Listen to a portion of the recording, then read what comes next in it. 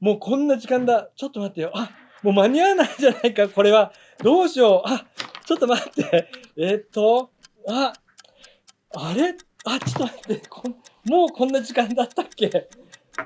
ダメ、全然、間に合わないじゃないか。ちょっと待って、じゃあちょっともう行きます。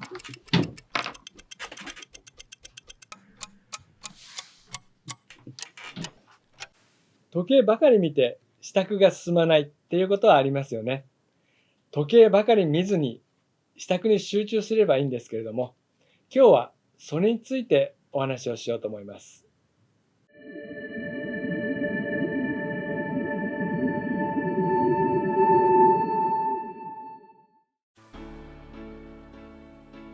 こんにちは。マハリス総合教育研究所で超越瞑想を教えている森正恵です。さて、今日は前回の動画の続きです。前回の動画を見なくても大丈夫ですが、もしよければ見ていただければと思います。前回の話の大まかな内容は、まずはゴールですね。目的を持ってゴールにたどり着くためには、目的を決めてそれに向かって行動していくのですが、他にも食事などいろいろな楽しみもあるので、バランスを取りましょうという話でした。今回はこのゴールに向けての行動についての話です。簡単に言いますと、例えばあなたが試験で合格するために勉強するとしましょう。その時に合格についてばかり考えていて、勉強しないと受かりませんよね。合格したら何して遊ぼうかなって旅行の計画を立てる時間がもったいないです。あるいは試験に落ちたらどうしよう、なんか違う試験を受けようかなと言ってなんか調べ始めたりとかね、そういうのも悪くはないんですけれども、その時間に勉強した方が良さそうに思います。さらに試験に落ちたらどうしようと不安になりすぎて勉強が手につかないという状況は非常にまずいですよね。身近なところで言うと、友達と待ち合わせの時間に間に合わないとか、電車の時間に間に合わないっていう時に、時計ばかり見て焦ってしまうよりも、時計を見ないで最短の時間で支度をして出かける方が少しですが時間を稼ぐことができます。省けるものは省けるために時間をちょくちょく確認することもあると思います。時計を見ながらですね、あと5分しかないからこれはちょっとやめておこうとか、そういうので時計を見るのはあることだと思います。さらに例を出してみますと、誰かに追われてる時ですね。誰かが追っかけてくる、逃げろっていう映画とかテレビとかでよくあるんですけれども、全速力で走って逃げればいいんですけど、ちょくちょく後ろを見ながら、なんか追いかけてきてるかな、どうだろうって振り返りながら走る場合がありますよね。で、それは演技とか演出と思えばそうなんですけど、たまに先回りした人が横からタックルして捕まえるとかあるんですけど、ああいうことは実際にできるかなとか、ちょっと思ってしまうんですけれども、話が脱線しましたが、ゴールを決めたらそのことを考えずに今に集中しましょうっていうのが今日のお話です。そういえば走るときに、例えば 100m 走で走ってるときですね、目を閉じて走って気がついたらゴールしてたと。そういう人なんかはもうまさに走ることに集中して成功する例だと思います。今日はですね、バガバッドギーターの、152ページ、電子書籍版ですと第2章の施設47のところです。以前施設45を紹介しましたので、その続きの話でもあります。ちょっと読んでみますね。行動のみを制御すべきであって、決してその結果を制御すべきではない。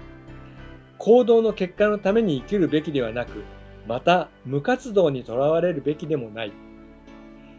こことですね、前回の超越瞑想の本の第3部第5章ですね。括弧6の行動するときの目的の固定っていうのは話が連動しています。ちなみにこの超越瞑想の本も、このバガバットギーターの本も、マハリシ先生が書かれたものですので、言っている内容は同じなので、ところどころ同じ表現が出てきます。特に存在の話は両方読むとより理解が深まります。バガバットギーターの施設45では3つのグナを離れよという話がありました。これは瞑想をして純粋意識を経験して、その状態であればあらゆる願望が叶えられるというような話です。まずはそこが基本なのですが、やはり行動っていうことはとても大事です。それなので、このバガバットギーターの施設45、46に続いて、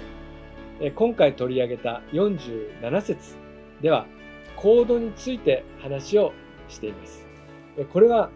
行動は結果を考えずになされるべきだという意味ではありません。先ほどの例で言いますと、誰かから走って逃げるっていうことですね。走って逃げるっていうことに集中した方がいいっていうことですが、捕まりたくないっていう目的は常にあります。人が行動しようという気になるのは、その行動の成果を期待するからですね。その結果に対する要求があるからこそ、人は行動を起こしてその行動を続けます。捕まりたくないって言って走る。それは捕まりたくないっていうことがなければ走らないということですね。で、その時にその注意とエネルギーを全て行動につぎ込むことが大事で、結果について考えると分散されてしまいます。追ってから逃げながら捕まったらどうしようとか、なんか痛いことされないかなとか、いろいろと考えるよりも走って逃げることに集中した方がいいということですね。逃げるルートを考えたり、重い荷物を持っていたらどっかに置いていくとか、考えるとしたらそういうことの方がいいと思うんですけれども、基本的にはもう荷物のことも考えずに、それこそ目をつぶって走った方がいいんじゃないかということが言えるのではないでしょうか。結果は行動に見合ったものになるということで、この本の中では受験についての例が書かれています。もし学生さんがいて試験に合格することばかり四六時中考えているとすれば、勉強ははかどらず結果が危なくなってしまいます。行動している間は結果に関わってはいけないということです。これは行動のより大きな成功を確実にしたいっていう理由です。結果に無関心でいるっていうこととは違います。もしあなたが意識的に結果を無視しようとすれば、行動の過程も弱くなって結果も弱くなってしまいます。結果に対しては目的を持ってゴールを意識して固定するというのは前回の動画でお話しした通りです。今回の話は行動から最大限の結果を引き出す方法についてです。行動をするということは当然ですが、行動の成果を楽しむためですよね。行動の成果を制御するのではないっていうことが、このバガバットギーターに書かれているのは、成果っていうのは行動に見合ったものになるからです。捕まりたくなかったら猛スピードで走りましょう。行動に見合った成果っていうのは、この場合は逃げ切ることですよね。行動の成果さえも忘れてしまうくらい完全に身を捧げて、注意を凝らして行動を達成する。このようにして初めて自分の行ったことから最大の結果を引き出すことが可能になります。さて、ここでさらにこの行動の成果には期待しないっていうことのもっと深い宇宙的な意義についてもマハリシ先生が解説しています。それはその行動が進化の過程そのものによって支えられるということです。もし行動の成果だけに注意が向いているとすると、その人の関心は物事の表面的なものだけになってしまいます。この変化する相対的な世界だけの話ですね。私の動画の中でよく出てくる海の例え話がありますが、心を海に例えた場合、心の表面のレベルは海の表面の波が立っている部分、外からの影響を受ける部分ですね。で、心の奥の方は海で言えば深海の部分です。心の表面は常に外からの影響にさらされますが、心の深い部分は安定しています。目的のために行動するという時に、この海の中の深い部分、あなたの心で言えば心の奥深い部分、人生を豊かに暮らすこととか、幸せに過ごしたいとか、そういう気持ちがある部分とも言えるかもしれませんが、そことつながって行動することもとても大切です。それは神聖なるものとも呼ばれますが、それはあなたの行動の中にもあります。そしてその行動の根源にあるもので、行動を究極の成就へと導くものと言われています。これは進化の過程にとっての基盤となります。単に目標を達成するということだけではなく、その達成の次にはまた次の目標も出てきますよね。そうして人は成長していきます。今回の施設47では、一方では活動を支持して、またもう一方では進化と自由を支えるということが教えられています。この次の施設48では、誰でもこの世界で神聖なるものの価値を生きることができるということが示されています。興味のある方はぜひこのバガバッドギーターの本を購入して読んでみていただければと思います。非常に興味深い本ですので、ぜひ一度は読んでみていただければと思います。今日のお話はここまでですが、あなたにも目標やゴールはありますか？私たちの究極のゴールは、悟りを開くとか、下脱とか言われているものもあるかもしれませんが、